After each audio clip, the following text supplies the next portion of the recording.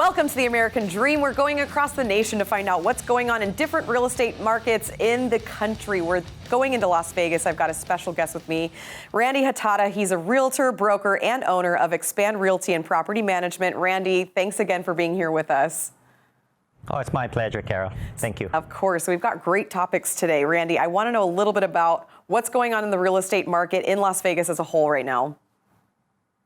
Well, it's an exciting market, Kara. Right now, we're the #1 housing market in the nation, and we are averaging about a 2-month home supply of inventory, and that's about 8,000 homes.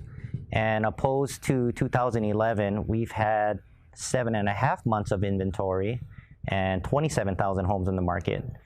So right now, high demand, low supply, thus kind of somewhat of a seller's market today.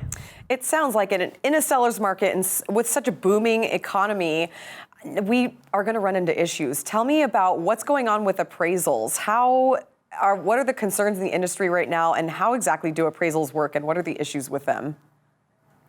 Well, first off, appraisals are a professional opinion of value, and they're ordered by our lenders, which actually protect the lender from overlending for a buyer.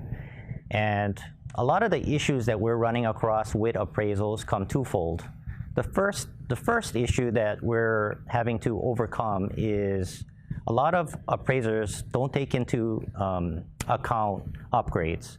And to a lot of appraisers, flooring's flooring, a hard surface countertop is a hard surface countertop. And that could be a difference in $10,000 in cost for different grades of material.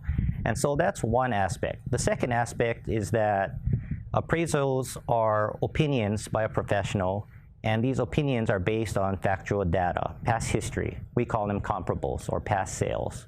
These past sales could be 1, could be 2, could be 3 months old.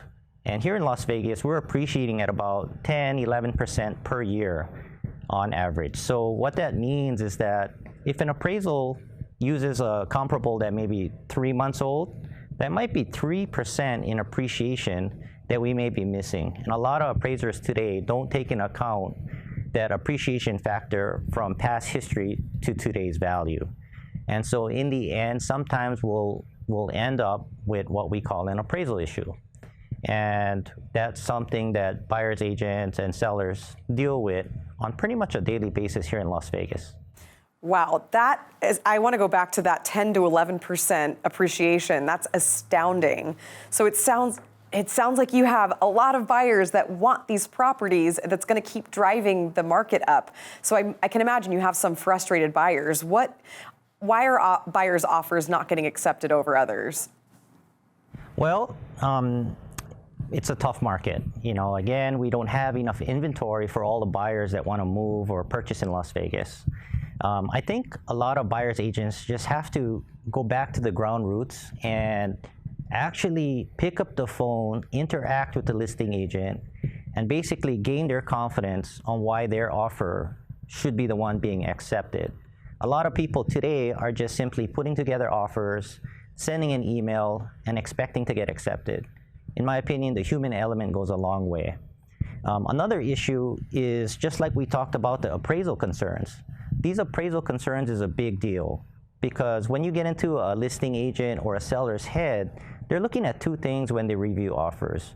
These 2 things are net proceeds. How much am I going to make after I sell the house?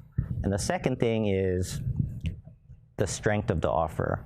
What's the ability of this offer to close? Because what's the purpose of a really high offer if it doesn't close? So what we try to do as buyers agents is basically give our buyers and prep them for what's happening. And so we give them a good estimate of value. They know what to expect. They're confident with what they offer. And a lot of times what some buyers agents are doing is they'll waive the appraisal contingency because they're so confident that these properties are going to appraise, or if they're not, they're already prepared that the buyer is willing to come out of pocket and pay that deficiency should the appraisal come in short.